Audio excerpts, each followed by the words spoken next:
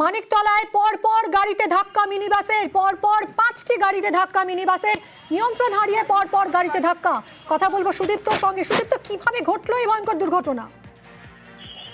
দেখুন, মানিকতলার বাগমারি ব্রিজ, সেখানে কিন্তু এই দুর্ঘটনা ঘটেছে এবং মিনিবাস যা মূলত ব্রেক ফেল করেছে বলে জানা যাচ্ছে স্থানীয় সূত্রে এবং পুলিশ সূত্রে এমনটাই খবর। যেখানে ব্রেক ফেল করে এবং তার আগে একটি মারুতি গাড়িকে তার মিনিবাসকে ওভারটেক করতে চেষ্টা করে এবং তারপর 5টি গাড়ি ধাক্কা মারে এবং এই প্রত্যেকে যারা এই গাড়িতে ছিলেন তারা প্রত্যেকে আহত হয়েছেন বলে জানা যাচ্ছে এবং তাদেরকে কিন্তু মানিকতলা নিয়ে হাসপাতালে ভর্তি করা হয়েছে এবং যে বাসের যিনি চালক ছিলেন, যিনি খালাসি ছিলেন, তিনি এখনো অব্দি পলাতক।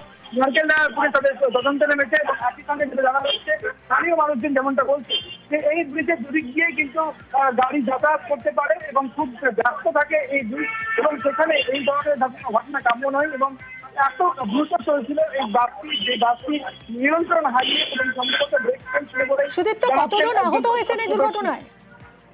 দেখুন, এটা জানা যাচ্ছে প্রায় 7-8 জনের বেশি আহত হয়েছে বলে জানা যাচ্ছে এবং তাদেরকে প্রত্যেককে মানিকতলা ইএসআই হাসপাতালে নিয়ে যাওয়া হয়েছে বলে খবর। বাসটা ব্রেক ফেল করে এইরকম পরপর 5টা গাড়িতে ধাক্কা মারলো, 7 থেকে 8 জন আহত হয়েছেন। আরো বড় দুর্ঘটনা তো ঘটতে পারতো।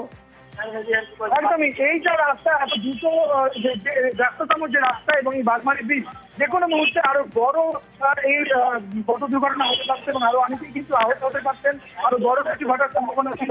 তবে যেটা জানা যাচ্ছে যে 5-7 জন তাদেরকে কিন্তু ইএসআই হাসপাতালে ভর্তি করা হয়েছে এবং তিনি চালক করেছেন যে মিনি বাসের যিনি চালক, তিনি পলাতক, যিনি খালাসি ছিলেন তিনিও পলাতক। তাদের খোঁজ করছে নারকেল থানার পুলিশ। ধন্যবাদ সুদীপ্ত।